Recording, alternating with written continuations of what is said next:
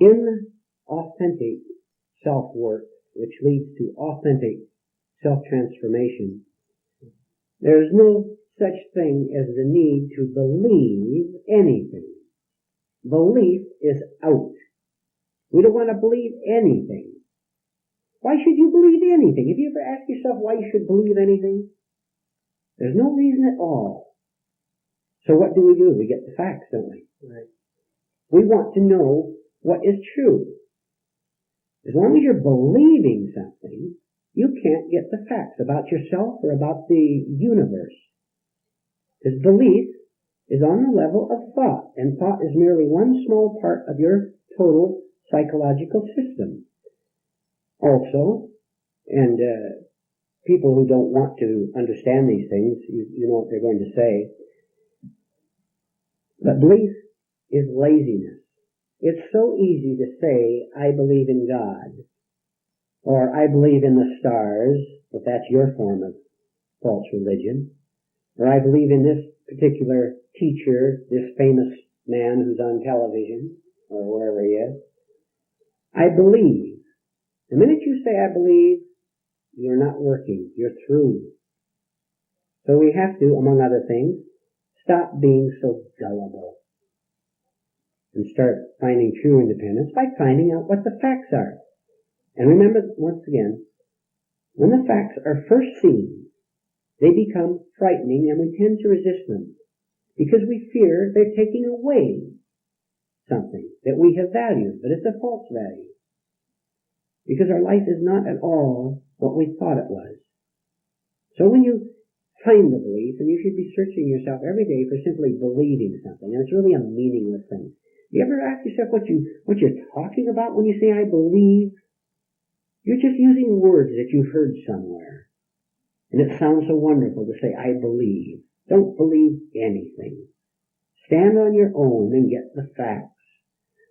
Believers can never stand alone. They must always organize. They must always get together, and the more, the merrier.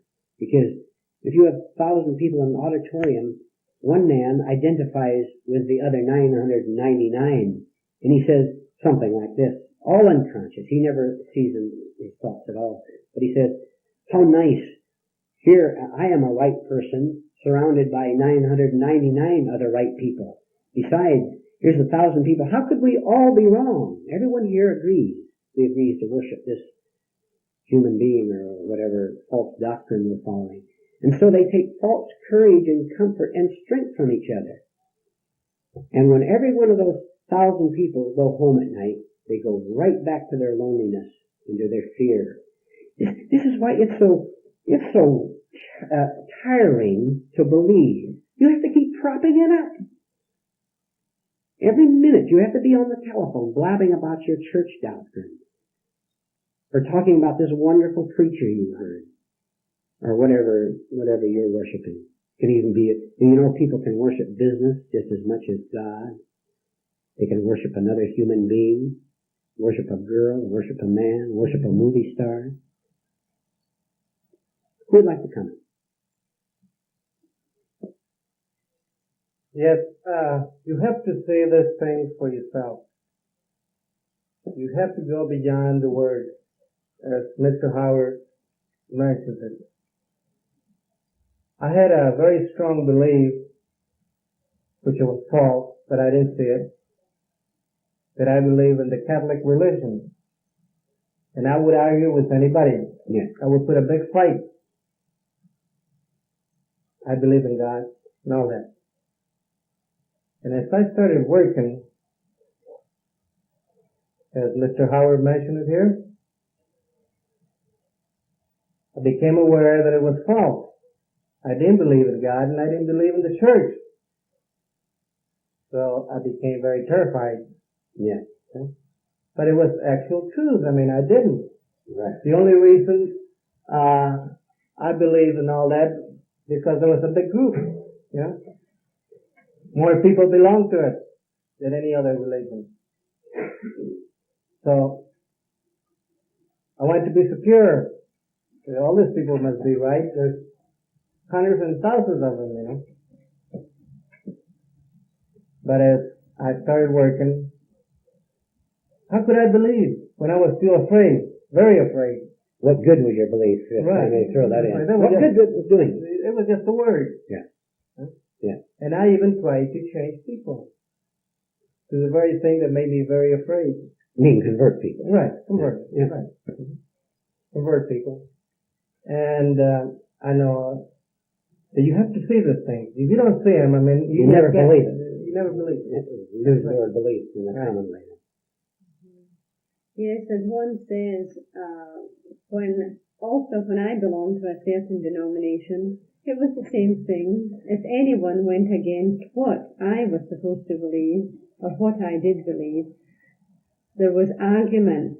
Even if it was not spoken, it wasn't spoken because this would have destroyed my image of being a nice Christian. Mm-hmm. But there was hostility there within me for this person for going against what I believe. Attacking your religion. Right, or whatever. attacking Yeah. it. Okay. Uh-huh. Even although it wasn't outward. And really, when you do believe, who are you going to believe? It's just a vicious circle. You believe this person, and then that falls out, then it's another, that. All beliefs there's only one basis, and that's destruction, really, isn't it? You can't believe and have it be true. And like one said, everything with the work that we're doing, there's no belief. You have to verify it for yourself. And this, when you experience it, then you know that this is right. And this is the only thing. Yeah. It's only self-change that proves to you that this is right. That's very good. And also, you don't have to argue. You don't want to convert people.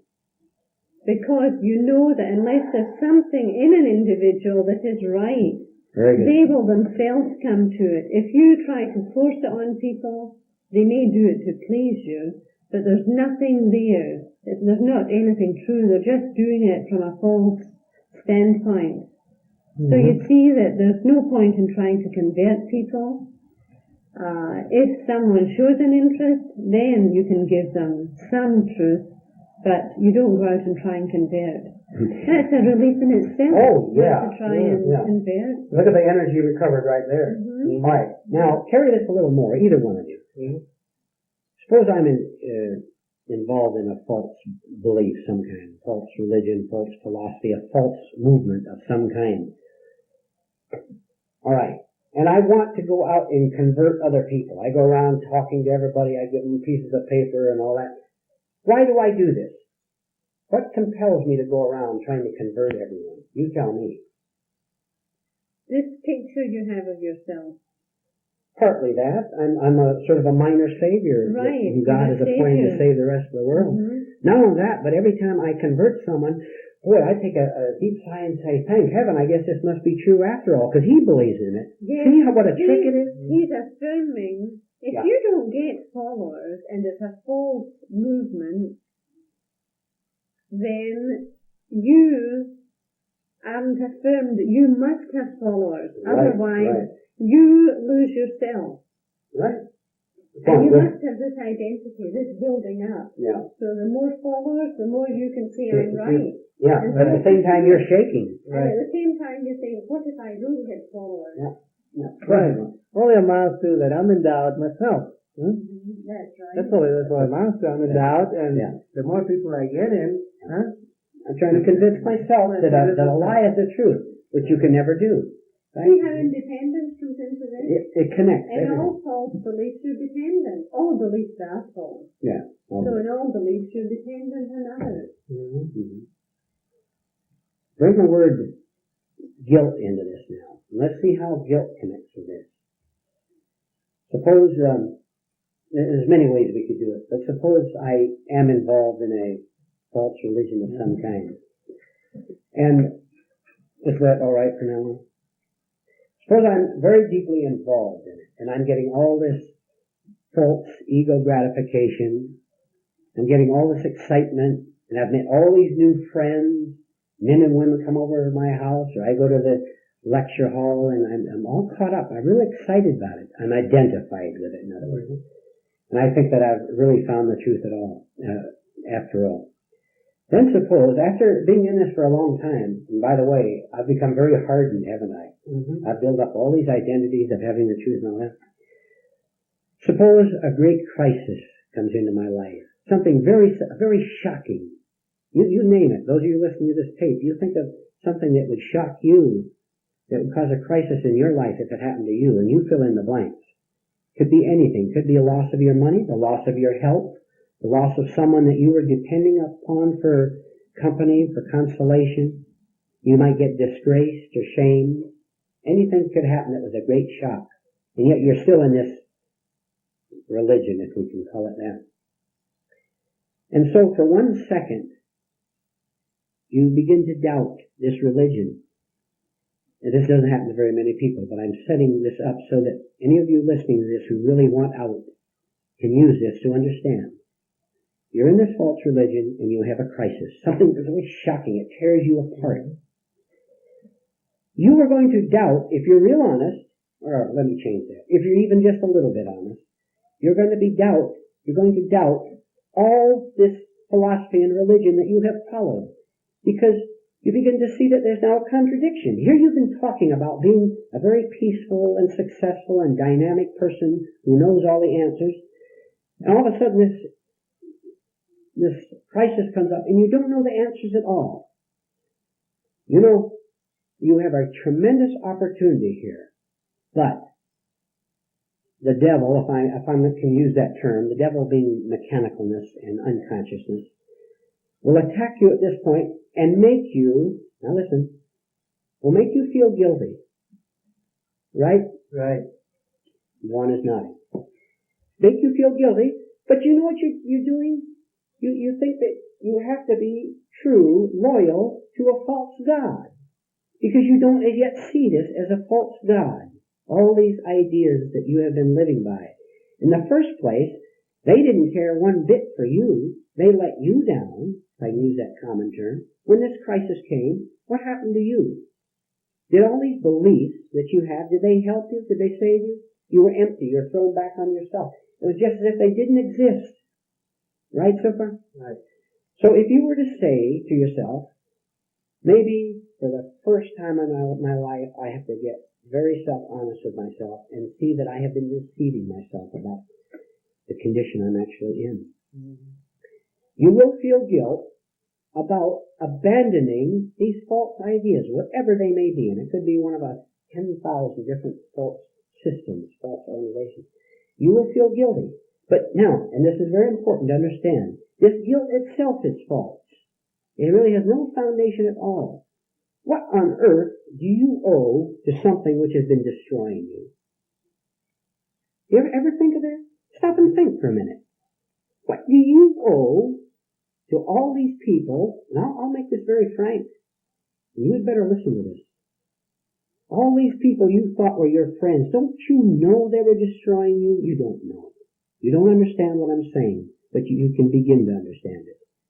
Don't you know that they are just as lost as you were and perhaps as you are? Here's where independence comes in. You're going to have to say, I am not going to be your victim anymore. And we had better get right back to fundamentals as we started this talk with. You were never the victim of anyone or anything except your own false thinking. Because it was your own wrongly operating mind that brought you into contact with these false doctrines and therefore false people in the first place. You were lonely, weren't you? Those of you listening to the tape, please think with me on this. You were lonely, weren't you? Right. You were scared. You were confused. And you cried a whole lot more than you ever let other people know, didn't you? Oh, you were scared. You did, look, we know this. We understand that at the beginning a person doesn't know which way to turn. We know this. And so you'll go for the first false prophet that comes along who offers to save you. You're so desperate. And because you're so gullible, you'll follow him. Then maybe you'll give him up and you'll go right to another one. And it goes on and on and on. And be very grateful for the day when you get sick and tired of being sick and tired.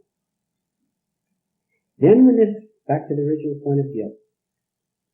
Then if you've gone this far, if you've actually covered this ground, Then when you get this feeling of guilt over leaving this organization, and not to join another organization for heaven's sake, but to stand on your own, to have the courage to stand alone and say, I am not going to cover up my loneliness by joining this group. I'm going to stand alone just to see what happens, which takes courage, and it takes, as Juan said earlier, it takes persistence. Defy this sense of guilt that will try to take you over when you leave a false doctrine. And I will tell you how you can tell whether you've been in a false doctrine or not, whether you're miserable or not, and whether you're still lonely or not. To see, it is indeed the truth that makes you free of all this. Then, as Sally said, then you may meet other people who have gone the same route, who have gone through this terrible conflict, this terrible crisis, and didn't know what to do, and thought that life wasn't worth living, and in fact it is not worth living as long as we're living miserable. I don't mean we should end life, I mean we should start to find life for the first time. Then you will meet other people who've gone through the same thing you have gone through, and have gone to the point where they now know the truth, but are still working hard because there's something new to learn every day. This is why we're talking right now, because we want to learn more. We want to experience more. And we're all watching ourselves right now as we're sitting here. Again, throw your mind back and on your own mind as you're listening to this. You're responding to this. I know you are. You're responding emotionally, and you are nodding your head too, are you not? Because you recognize what I said as being true in your life. Now go on from there. Have a intense self-honesty to say, I am going to defy all this false guilt. Don't you dare let any human being or your own wrong thoughts keep you in prison. You don't have to stay there. You can get out, but you have to work hard. Work hard in the right way. You understand that while there is persistence, there can be wrong persistence. You can wrongly persist in a war for 50 years. That's persistence, but it's destructive. And it's destructive to have beliefs, to persist in beliefs. We're going to persist in getting rid of beliefs. Because at last, thank heaven, we see through them. We see what they did to us. We see how they make us angry and afraid. Now I'll add one other point. Then maybe one is sorry, we'll take it back up again. This is a familiar one, but come back to this. We're discussing fundamentals today. You will grow to the extent that you're able to take it, that you're able to take shock without running away. How much truth can you take without getting angry or upset? Let me repeat the question again, and you listen to it, and you remember it when you go away from this talk, and when you go away from the home or the hall, wherever you may be listening to this tape. You will grow to the degree of truth that you can take without getting angry or upset. And if you're angry, you're also upset. And if you're upset, you're also angry, whether you see it or not. And we've discussed why we get angry and upset at the truth. Because we're afraid it's going to destroy something of value. It is trying to destroy our prison cell. So, I'll ask you a question, both the couple here and those of you listening to the tape. How much will you have the courage to take without running away? And if you do run away, come back. Come back and take more. Be able to take all these things that you haven't been able to take up till now because you were frightened of them. The truth is the kindest thing on earth. If it shocks you, if there's a fact there that shocks you, it is trying to save you. Stick with it.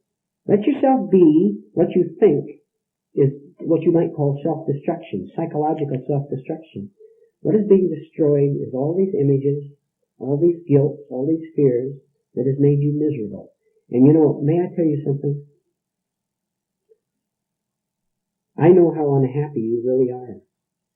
I know how you hide things. I know how many stage performances you put on to make other people think that you're happy and to make yourself think you're happy. I know beyond that. I know how you really are. I'm not saying this to embarrass anyone or to sound clever. It's simply a fact. I know this. I know how miserable you are. I don't care how famous you are, how active you are, how wealthy you are. I don't care how involved you are in social causes, how secure you are in your family. I know that you are a miserable human being. And this is not said in criticism. This is said because this is the start. Remember we said this is the start to see our state. Now we can start to get out of it. Don't lie. Don't tell lies. This is the way out. And when you get out, you'll look back and you might even smile at yourself, but you'll be so glad that you did come back, that you stuck with it, that you said, sorry, this is as far as I'm going in this misery and in this self-deception. I'm going to stick and face the pain and the upset until I learn what it's all about. And you will learn what it's all about. And then there won't be any more pain or any more upset ever in anything, because you'll be a self-unified human being, and you'll be a decent and an honest and a courageous human being, and you will have a conscience. Comments? Just a little comment before the tape is over. We only got about a couple of minutes. Yes. That's right. You gotta see it. Gotta see this guilt. 3 years ago, I couldn't have taken this. Yes. I couldn't have taken it. So I was very afraid of what others would think of me. You know, when I left the religion, I felt guilty about it, of what others would think, and also my own thoughts were attacking me, making me feel guilty. Well, you know, you're going to hell now because you left the Catholic religion. But it can be done. So I know what you're talking about.